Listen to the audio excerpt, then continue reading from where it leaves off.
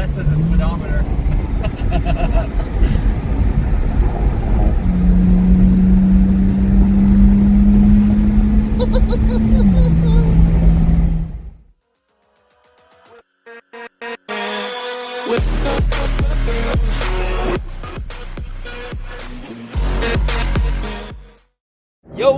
Yo, welcome back to the channel. I'm going to show you how to replace your valve cover. This is like $2,000 job if you take it to a dealership. I don't know, $1,500 if you take it to Indy. So let's just dive right in. You guys can do this. It's not that hard, so you just have to take it step by step. Don't get overwhelmed. Let's jump in. The battery is located in the trunk, and you just pull this little tab and pull this little tray out of here. And there is our negative on the battery right here. Once we unscrew it, get it out of the way. I like to just put it over here. Try to put it over here, away from everything. Let this towel kind of shield it. Now we're ready to work. All right, so now what we're gonna do is we're gonna remove this top piece here, our little cabin filter. And these are just 8mm screws, and then this piece should just come right up out of here. Next, we're gonna come over here and we're gonna flip. There's some tabs on the back here and the side.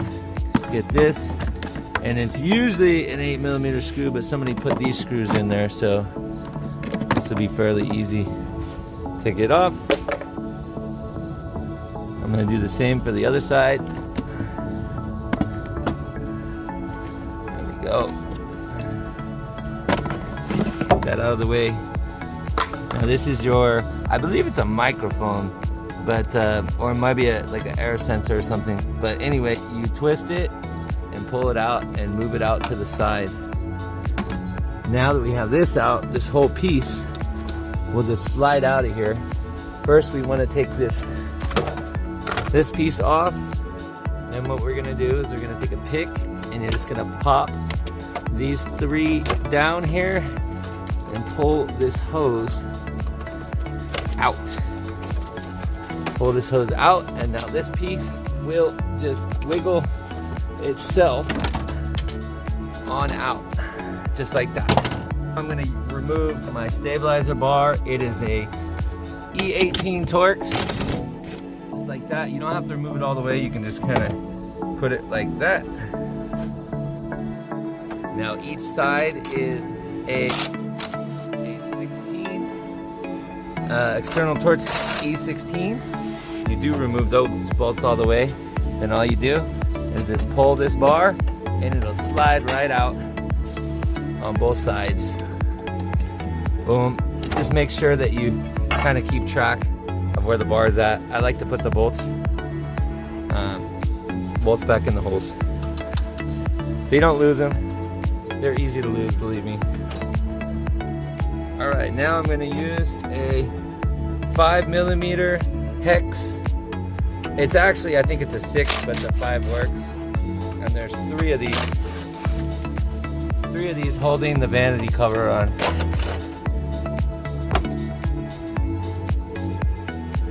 So now this bad boy just lifts, and you pull it out of the way. And there's our beautiful engine. Okay, so in order to pull our valve cover, we need to remove our fuel rail, because these fuel injectors are going to block getting it out on this side. And then we're also going to have to move our coolant reservoir out of the way, unbolt a couple things, pull the spark plug, pull the servo motor, and a couple other things. So first what we're going to do is we're going to take off this little cap right here. And this is our bleed cap, fuel pressure. And we're just going to put a little pin in here and relieve our fuel pressure. And there's not a lot of fuel pressure, so this thing might need a new fuel pump. There really wasn't anything.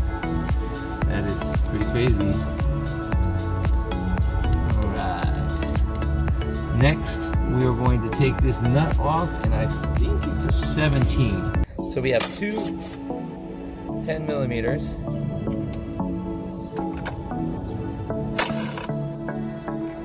To pull. Move this over here. And get our coolant reservoir kind of out of the way a little bit. And then we have to pull this vacuum hose too and get this out of the way. This is going to be kind of fun. I'll be right back after this is done. Alright, it wasn't too bad to get that hose out of the way. It gave us a lot more room. So now we're going to pop up and disconnect all of our spark plug coils. So we're just going to get a screwdriver through here.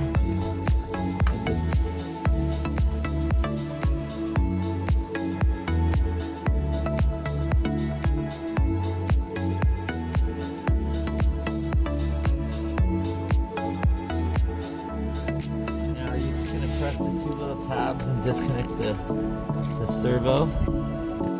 So now I'm going to pull both of these ground wires, and they're 8 millimeters.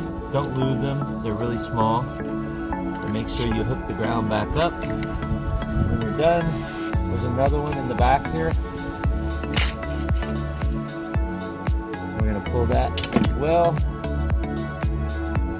Same as before. I'm going to put them back on the valve cover just so I don't lose them. Right here. This. Right here. Alright. Now, we're going to use a little pick. Carefully pry up our sensor here.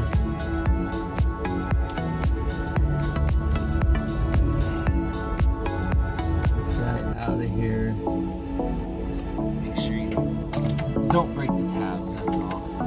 There, it's out. So what we're going to do is we're going to push these pins and get our whole connector assembly out of the way. That, there we go. Got some pretty decent room. Like hanging up on a couple places, but it's not too bad. Alright, so now we're gonna pull our servo motor here. Now in order to pull this, it's an E8 external torque, so I'm just gonna put a swivel head on here. Just break it loose, be real careful. You don't strip it. She's going, and then I'm gonna do the same. Actually, you know what? There's there's one down here. Let me see if I can get a shot for you guys. Here is your hidden E8 down here, and this is holding the back of the servo motor.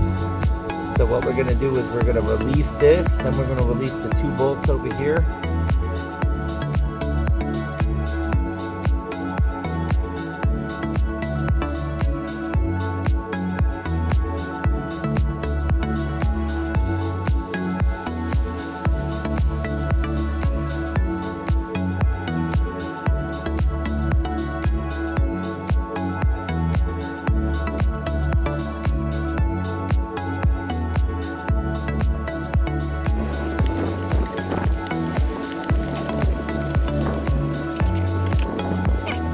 There we go.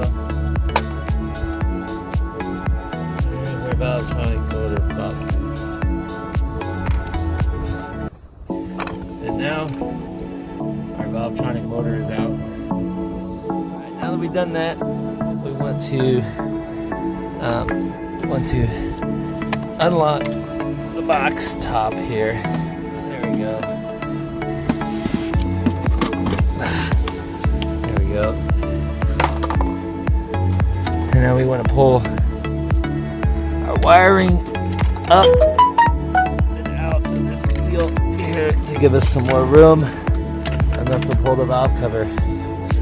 And we're gonna have to probably take these ground wires off and get those out of the way as well. All right, so what I've done is I've taken the 2 grounds off with the 10, and this is a 13 millimeter. This is a power. Yeah, well, we're gonna put this back, but we need a little bit of room. You want as much room to get this valve cover out as possible. All the power to the car is disconnected. That's why we did that in the very beginning. Spin the nut back on there so we know that we're missing something there.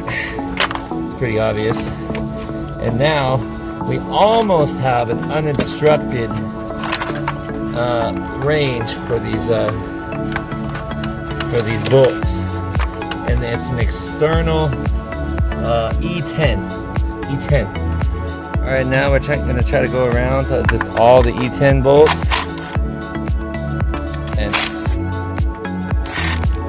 and break them loose. Doesn't matter any specific order.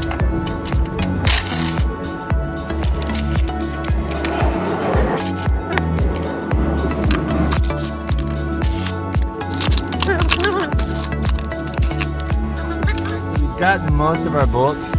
We have 2 more. I'm hoping that if I don't apply too much power on this drill, I can get this kind of a... There we go. There we go. Okay, that one's good. Now the one in the back is a real bitch to get to. Everything else is disconnected and it won't be as hard getting it in, but we got one more in the back. In order to get this back bolt, I put a 1/4 inch with an E10 on it, the smallest ratchet possible, with a wobble extension, and we got in there. The other one was just too big. Then after this, I might have to remove this PCV valve on the side, but I think we can start getting ready to break loose this valve cover. I think it's ready to come out. There's a 10 millimeter, so you got to go a 10 millimeter deep socket, and there's a 10 millimeter under both of those bolts. There we go. Now that that's undone, there might, I don't know if that's going to be one that's holding it or not, but our valve cover should be ready to come out. So we're just going to come around. We've already broken loose. We just hit it with the pry bar a little bit. Don't want to hurt nothing. We want to make sure all those bolts are out so they're not holding it. It feels like we're still got something holding it on this side, so I got to take a look at it and I'll be right back. Alright guys, so if you're doing this job and you're following along step by step, I will show you. There's 2 10 millimeter bolts. You guys see the nut right there, the one to the right, and there's one hidden right here that's holding on this PCV. And then guess what? We got one more hidden E10 right here that's holding our valve cover. So you actually do have to remove this PCV valve. Okay, after finagling with a couple drills, boom, we got this mofo off, and now we got access to our final bolt down there. Now there's 2 more 10 millimeters. There's actually supposed to be 3, but there's only 2 on my car because somebody left one out. One's right here.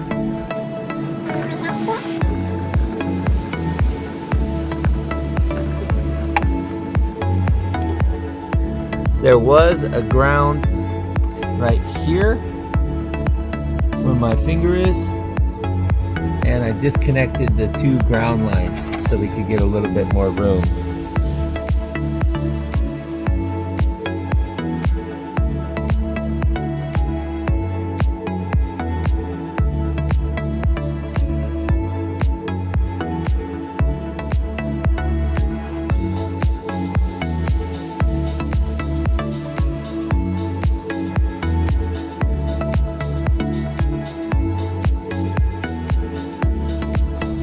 There you go. There's our bare bones motor with our spark plug tubes.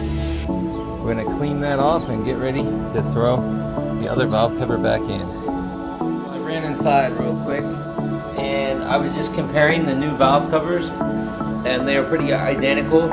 Usually you want to put a little bit of silicone or something like that, just gasket sealer, just kind of hold this gasket in when you're putting it in. But I don't. I'm just gonna spray this. We'll spray the rag and then wipe this down. Carefully, put this bitch in.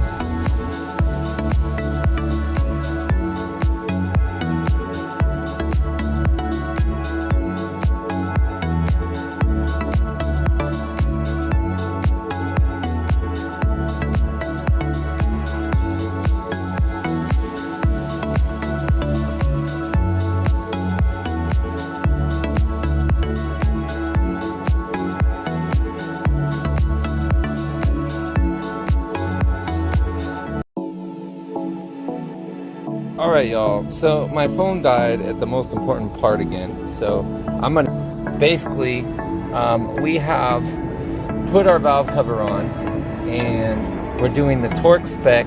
We're doing 7 Newton meters all the way around, so we start at the middle, go across, star pattern, across, and then back and forth over here, and then you can see the marks that I put. The marks I put, we're gonna go 90 degrees from this mark. That's why I have them this way, because you can tell these haven't been done. I'm gonna do one for you guys, because you can see you have to put a bit of muscle into it and don't over torque. So it's really important that you only start at 7 Newton meters. Don't tighten it to 15 and think you're gonna get 90 degrees or you're gonna break bolts. And so what I'm gonna do is I'm gonna put my socket almost completely 90, and I'm just going to turn. See, that's kind of light, so I kind of feel that maybe I should have. That one definitely fell off. But same thing with the bottom one. We're gonna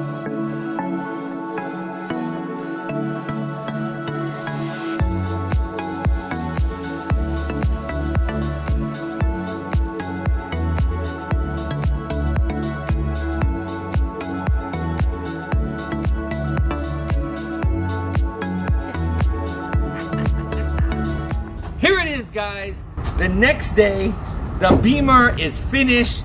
This motherfucker was a bitch, but we got it together. We got everything fixed. It's nice and running. The one advice that I have for you guys doing this, and a lot of people can mess this up. If it's aluminum bolts on the valve cover, make sure you do them specifically to torque with the torque angle. If it's steel bolts, they only take 1 torque. There is no extra torque because they do not lengthen. I have made this mistake before, and you guys might make this too, and it could cause a lot of issues. Besides that, the car is running great. Come take a look. She's all back together. The car is running great. We got everything all connected. We got no leaks. We have no issues, all brand new parts. So let's go take her for a test drive.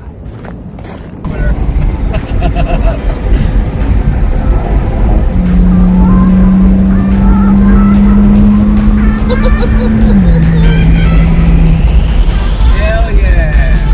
That's what I'm talking about. Now she's got some power. Now she's got some power. That was way faster. There's no like. There's no lag. Still got a little wobble in the steering wheel, and that's probably from the.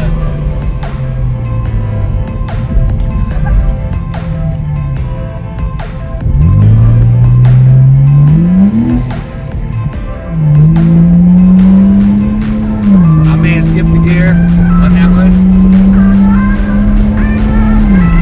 Hell yeah.